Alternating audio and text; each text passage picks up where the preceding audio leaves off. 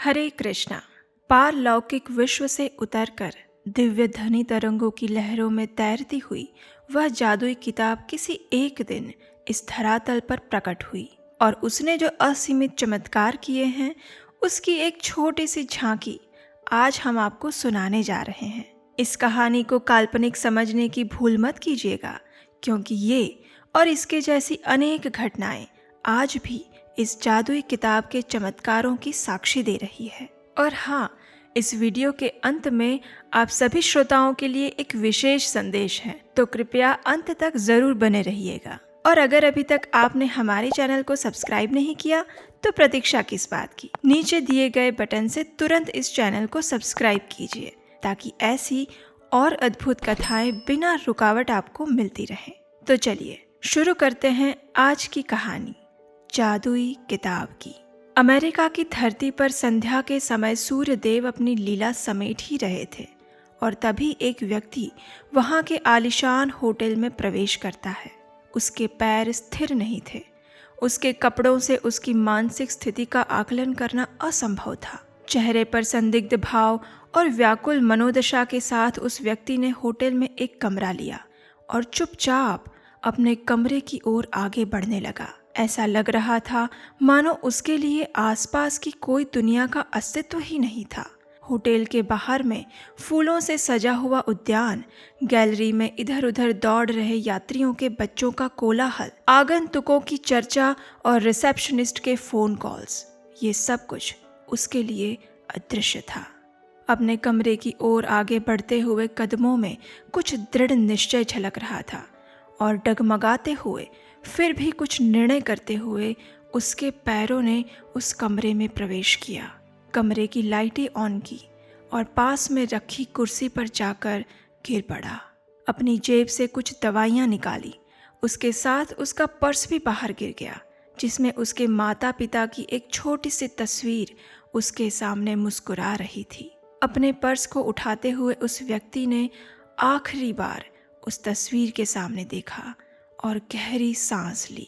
साथ में टेबल पर पड़े पानी के ग्लास को उठाने के लिए हाथ बढ़ाया और उसी वक्त उसकी नज़र एक जादुई किताब पर पड़ी। उसने पहले ऐसी किताब कभी नहीं देखी थी। उस पर अंकित किया हुआ चित्र भी उसके लिए अजनबी परंतु आकर्षित करने वाला था। मानव सहज जिज्ञासावश व्यक्ति ने उस किताब को उठा लिया। उसका स्पर्श करते ही उसे दिव्य आध्यात्मिक शांति का अनुभव हुआ जो उसने पहले कभी अनुभव नहीं किया था। बस यही वो क्षण था जिसने उस व्यक्ति के जीवन को एक नई दिशा की ओर मोड़ दिया। उस व्यक्ति के हाथों में रखी दवाई की गोलियां वैसे ही पड़ी रही। पानी का ग्लास भी प्रतीक्षा करता रह गया और उस व्यक्ति ने वो पूरी रात उस जादुई किताब को पढ़ने में व्यतीत कर दी। और कब सुबह हो गई उसका उसे ध्यान ही नहीं रहा। जब आंखें खुली तो किताब का आखिरी पन्ना हवा की लहरों से फरफरा रहा था और खिड़की में सूर्य देव की किरणों ने दस्तक दे दी थी। वास्तव में ये सवेरा उस व्यक्ति के जीवन में एक नई आशा की किरण लेकर आया था। निराशा के बादल उसके चेहरे से हट चुके थे और डगमगाते हुए पैरों में उत्साह और शांति की स्थिरता थी।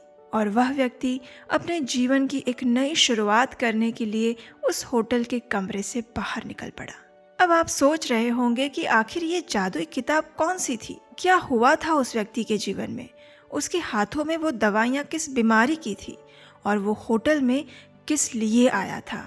तो वास्तव में वह व्यक्ति अपने जीवन में पारिवारिक संबंध और व्यवसाय में हुए नुकसान के कारण संपूर्ण रूप से टूट चुका था और जब आगे कोई रास्ता ना दिखाई देने पर वह उस दिन आत्महत्या करने की विचार से इस होटल में आया था। उसने पूर्ण रूप से निर्णय कर लिया था कि आज वह अपने इस कष्टमय जीवन का अंत करके रहेगा। लेकिन परम नियंता भगवान को कुछ और ही मंजूर था और उन्होंने इस व्यक्ति के जीवन में एक आशा की किरण के रूप में इस जादुई किताब को भेज दिया। और आपको जानकर आश्चर्य होगा कि ये जादुई किताब कोई और नहीं लेकिन हमारी श्रीमद् भगवत गीता थी, जिसने इस व्यक्ति के जीवन को बचाया था। क्या आपके मन में ये प्रश्न आया कि आखिर ये भगवत गीता अमेरिका में उस होटल के कमरे में कैसे पहुंच गई? अगर आया है तो चलिए उसका समाधान कर देते हैं। बात यह है कि विदेशों में कई बार ये देखा जाता है कि अगर आप किसी भी होटल में जाते हैं तो वहाँ आपको बाइबल या कोई और किताब पढ़ी हुई मिलेगी। तो अमेरिका में रहने वाले इस्कॉन के भक्तों ने एक बार सोचा कि क्यों ना हम भगवत गीता को इन होटल्स और मोटल्स में रखवाए। बस भगवान स्वयं भगवत गीता में कहते हैं ना कि ददामि बुद्धि योगम। तो बस भगवान के द्वारा दी गई बुद्धि से भक्तों ने कुछ होटल और मोटल्स में भगवत गीता रखवाई थी। और ईश्वर कृपा से ये व्यक्ति जिस होटल में आत्महत्या करने गया था वो उन्हीं में से एक होटल थी जहाँ भगवत गीता रखी हुई थी। और बस इस जादुई किताब ने अपना कमाल कर दिया। बाद में इस व्यक्ति ने भगवत गीता में दिए हुए एड्रेस पर इस्कॉन के भक्तों का संपर्क किया और कुछ ही समय में वह एक गंभीर और निष्ठावान कृष्ण भक्त बन गए और स्वयं भगवत गीता के संदेश का प्रचार करने में अपने जीवन को समर्पित कर दिया। तो इस बार 25 दिसंबर को आने वाली गीता जयंती के अवसर पर हम अपने सभी श्रोताओं को एक विनम्र प्रार्थना करना चाहते हैं कि आप में से प्रत्येक व्यक्ति कम से कम एक भगवत गीता अवश्य खरीदे या उसका दान दे। इस गीता दान यज्ञ में आप हमारा सहयोग दें। हमने आपके लिए ये कार्य भी अत्यंत सरल बना दिया है। देखिए, अगर आप भगवत गीता यथारूप का दान देना चाहते हैं या अपने लिए खरीदना चाहते हैं तो आप उपदेशाष्टकम की वेबसाइट gitadan.in पर जाइए और इस वीडियो के नीचे दिए गए डिस्क्रिप्शन बॉक्स में इस वेबसाइट का लिंक भी दिया गया है। आप वहां क्लिक करके अपनी क्षमता अनुसार गीता दान दे सकते हैं या अपने लिए खरीद सकते हैं। अगर आप खरीदना चाहते हैं तो उपदेशाष्टकम की टीम आपके घर तक इस दिव्य ग्रंथ भगवत गीता यथारूप को अवश्य पहुंचाएगी। हमें आपको ये बताते हुए हर्ष हो रहा है कि उपदेशाष्टकम की टीम इस वर्ष हरिद्वार में होने वाले कुंभ मेले में भगवत गीता यथारूप का निःशुल्क वितरण करने वाली है।